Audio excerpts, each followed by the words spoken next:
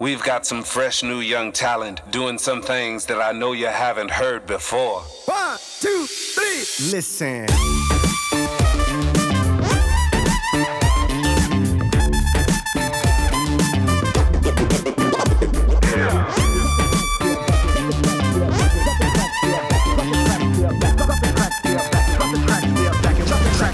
Howdy!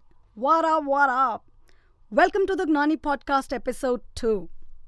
I must say this, I feel so blessed for all the love that you have showed. Just can't thank enough. I felt like I was dunked in a goblet of love. You are just amazing.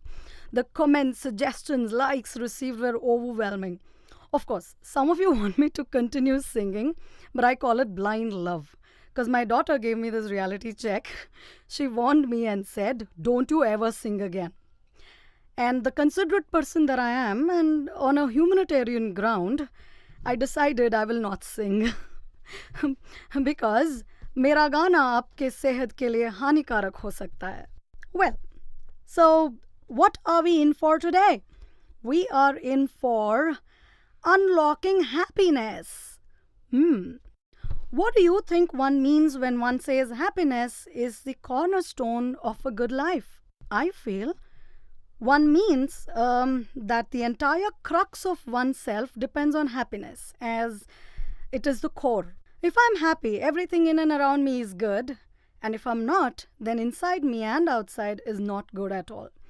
The internal feelings set our aura outside for others too.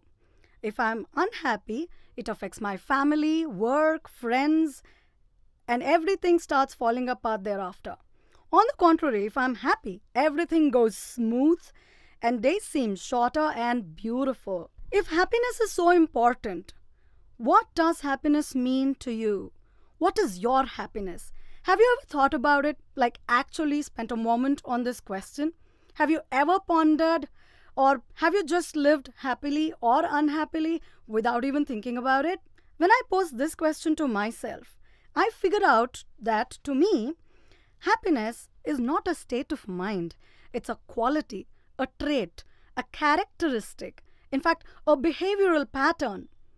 If you've never given a thought before and have never defined it for yourself, it's about time you do it. Suppose you have questioned this before and your answer turns out that you have no reason to be happy, then create your own meaning.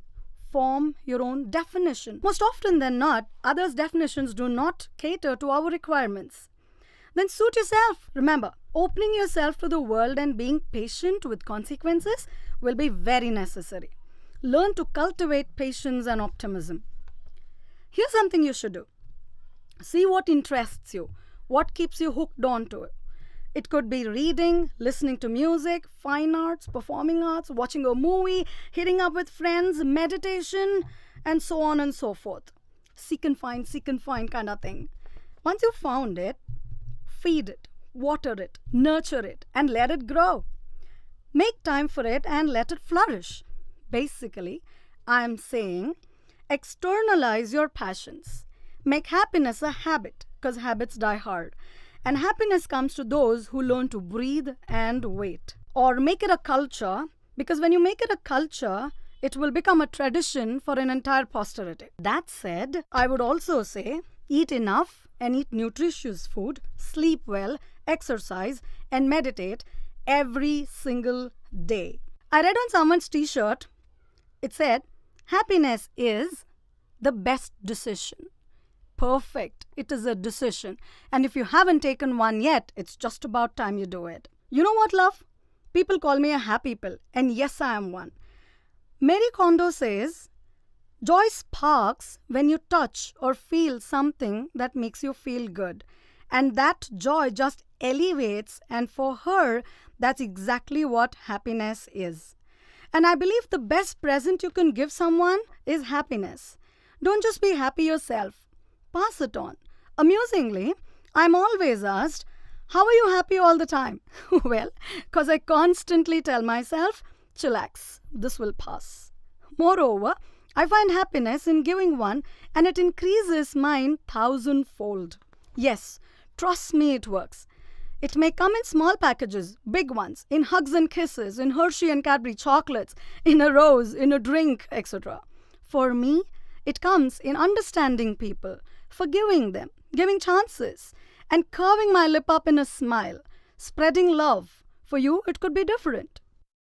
My magic mantra to make things work is, if you can't empathize with someone, the least you can do is to understand the person and to talk.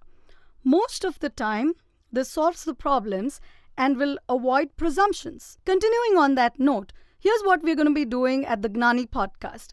We're going to be covering a whole range of topics revolving around the day-to-day struggles of becoming a better person, be it with career counseling and advice, life hacks and inspiration, or discussing the small everyday struggles of modern life.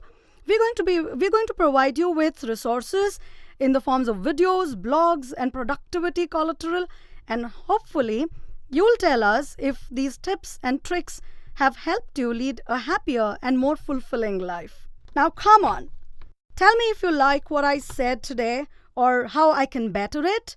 So what you will do is like, subscribe, share, write to me on YouTube, Castbox, etc.